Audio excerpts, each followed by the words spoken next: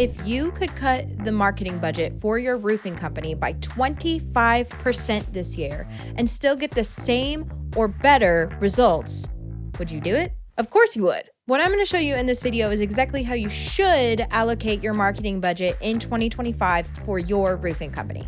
I'm super stoked to talk about this concept specifically because I myself have had the opportunity at Contractor Dynamics to review the marketing budgets for hundreds of our roofing contractor clients in order to help them optimize their marketing spend to help them reach their specific goals for their company.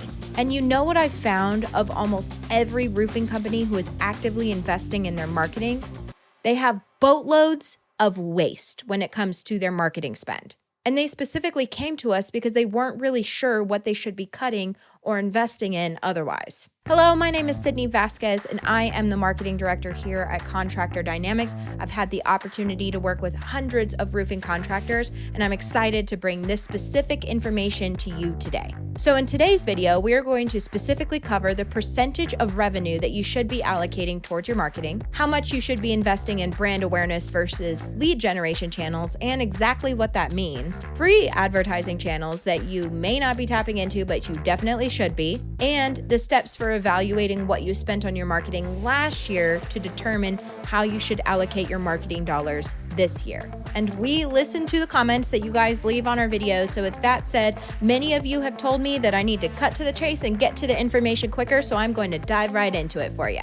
First, let's talk about what percentage of revenue you should be allocating towards your marketing. Now, I was really curious as I was preparing for filming this video, and I Googled this question specifically.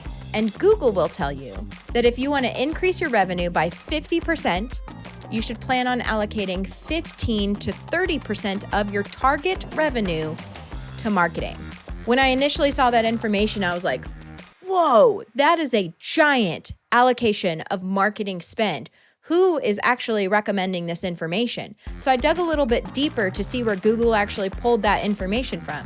And I thought it was really interesting that it was actually an SEO service company that wrote the article that Google's AI pulled the 15 to 30% number from. Now, I will just tell you right off the bat that you will never hear us say at Contractor Dynamics that you should be investing 15 to 30% of your target revenue in your marketing, because that number is absolutely bonkers. If you actually want to make a profit as a company, investing that amount into your marketing is going to make profitability very challenging. I'm just going to tell you that straight up front. Instead, we recommend investing 4% to 8% of your target revenue into your marketing. Now, in our opinion, 4% to 8% is still somewhat of a large range, so let me define that a little further. If you are in growth mode, that 6 to 8% range of your target revenue invested in your marketing is an appropriate range. However, if you're in a season of business where profitability is your main focus and maybe scaling/growing your revenue isn't necessarily your chief priority this year, well, then we would love to see you get down to like 4 to 5% marketing spend. We've had clients who have spent significantly less than that. We've also had clients who have spent a little bit more than that, but that 4 to 8% is typically the sweet spot that we tend to see from roofing contractors who are really crushing it. Now, of your total marketing budget, we recommend that you spend about 50% of that on lead generation efforts and the other 50% on brand awareness efforts. Now, this is a general rule of thumb. This will fluctuate a little bit based on company to company. But again, that 50% on brand awareness and 50% on lead generation tends to be the cadence that we see works best for our highest performing clients. So if you're not already aware of the difference between lead generation channels and brand awareness channels, I'm going to walk you through some differences between those. So some examples of lead generation channels include like Facebook conversion or Facebook lead generation campaigns, Google pay-per-click ads, Google local service ads, home shows, Thumbtack, Yelp, Angie. And ultimately, the thing that you'll notice is the trend among all of these is that the goal is to get leads. Now, with brand awareness, some examples of those channels are things like sponsoring your local Little League teams, brand awareness ads on Facebook, display ads on Google, billboards, truck wraps, TV ads. And ultimately, the result that we're measuring among brand awareness initiatives is impressions or views. So what we consider to be a result for lead generation efforts is going to be different than it will be for a brand awareness effort. Now, if you're listening to this and you're thinking, wow, I'm not spending anywhere near 50% on brand awareness and 50% on lead generation, that's totally okay. Most of the companies that originally come to us do not have a really good balance between the two of those. We have to kind of help them understand the importance of the balance between the two. So what typically happens if you're spending too much on lead generation and you're not focusing on brand awareness at all is you're constantly going to be at the mercy of whatever costs that Google, Angie, Thumbtack dictates as their cost per lead in your specific region.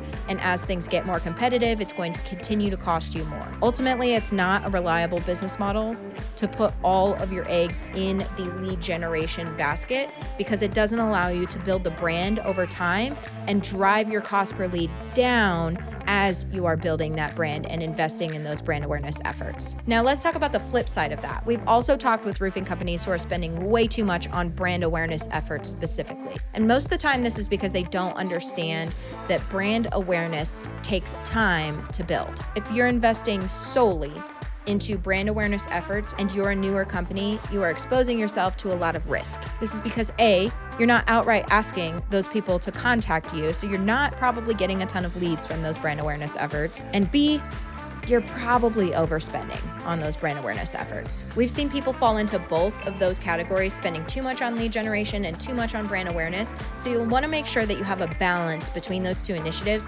when you're analyzing and planning your marketing budget for this year. Now that that's out of the way, how do you know exactly what initiatives that you should be spending money on within each of those brand awareness and lead generation buckets? And this may be no surprise to you, but the answer is to look at your historical data.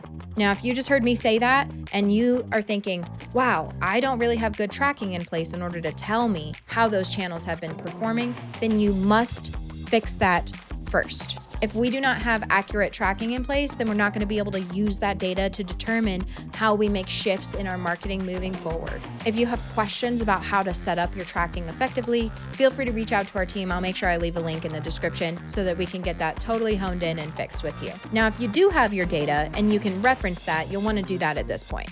You should have clarity on what you have spent on each platform, your cost per result on each platform, and for lead generation channels specifically, you're going to want to evaluate your ROI on each of those lead generation channels. Now remember that a result for a brand awareness initiative is going to be impressions or your cost per impression. And with lead generation, we're obviously going to be measuring how many leads we acquired from that particular channel. Now, once you've evaluated each of those specific data points for each of your channels, it makes it really easy to determine what you should continue spending money on, what you should spend more money on, and what you should stop spending money on. For example, if I look at my Google pay-per-click ads and I see that I have a cost per lead that's around $600 and a negative ROI on that channel, then we know that that is not a good channel for us to continue to invest in when it comes to lead generation methods. So as we're evaluating that, we're going to want to remove that budget from Google pay-per-click and reinvest it into a specific channel that is performing much better for us. I'll give another example that's specific to brand awareness.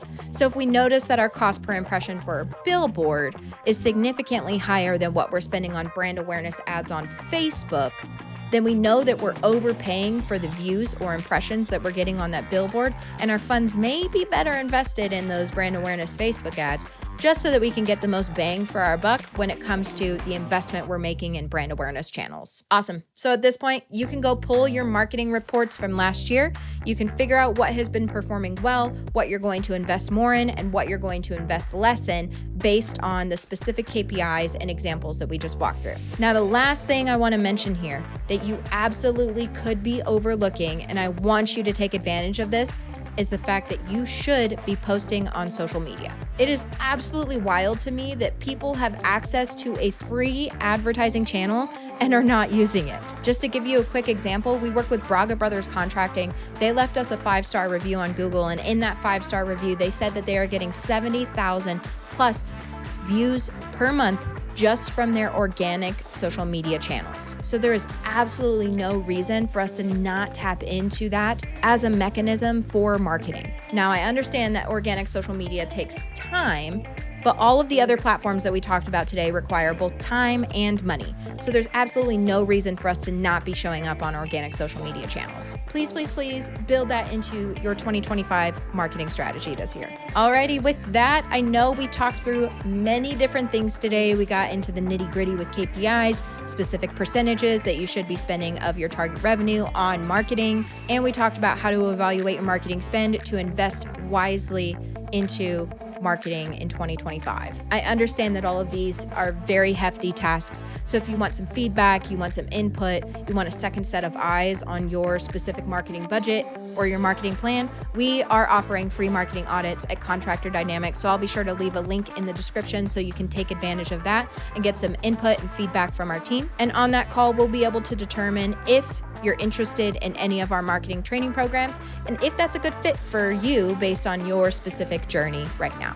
With that said, thank you so much for tuning in. We really appreciate your time. We are so excited for you to go out and implement these concepts so you can spend less on marketing and get better results. We'll see you on the other side.